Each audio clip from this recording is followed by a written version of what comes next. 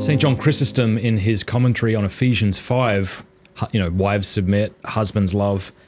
He says, you want your wife to submit to you?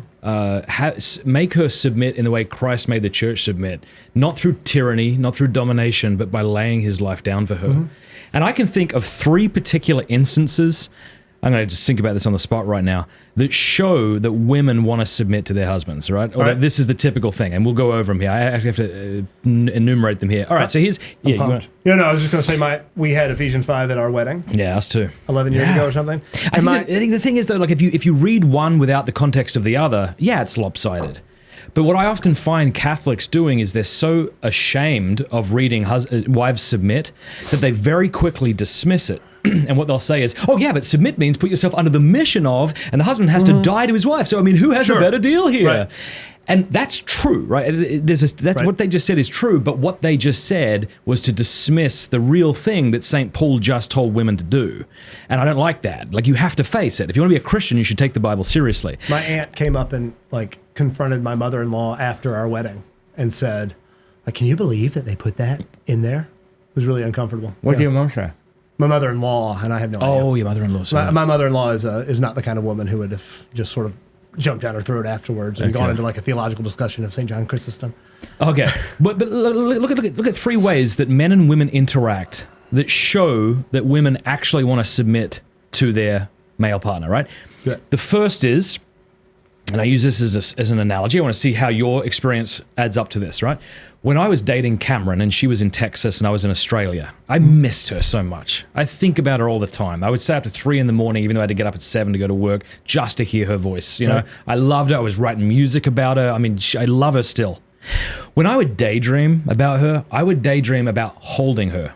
Mm-hmm. And when she would daydream about me, she would daydream about being held by me. Right, it would be weird if I was like, I just wanted to hold me. Right. Unless I was undergoing some sort of trauma. Sure. And it would be weird if she's like, I just wish he were in my arms right now. Maybe there's a sense in which you'd want that. I like that. Certainly you can think of times where that would be appropriate, but no, the man gives the embrace, the woman wishes to receive it, the man wishes to give it. All right, there's the first example. Here's a second example.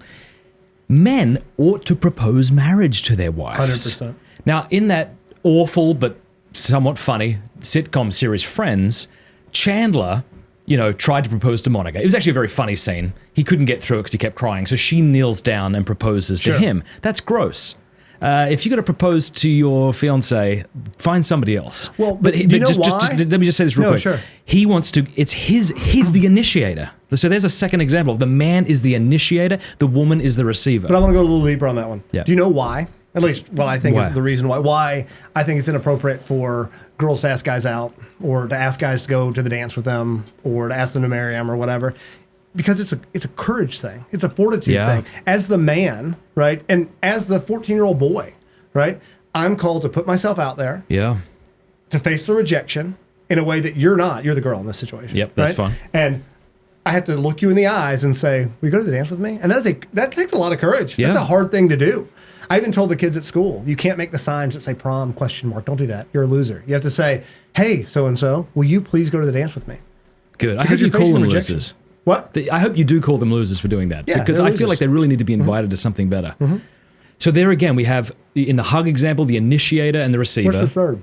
The third is the sexual embrace. Mm-hmm. Now, I'm not going to get detailed here, but I am going to talk about it. So for those who want to maybe check out. But the idea is that a man literally has to rise to the occasion, right? Give his strength, and the woman actually has to receive him. And he can't force that gift upon her. Like he has to woo her. He has to lead her into that sort of receptive mode. She wishes to receive his strength. So there's just 3 examples, I think, of I think all those 3 things are prophetic of what does it mean to be man, what does it mean to be woman, and what I'm not saying is that you have to fit into a particular stereotype or a particular what do you say, like a personality type. Right. That's not what I'm saying. Like, my wife is probably the strongest, most powerful woman I've ever met.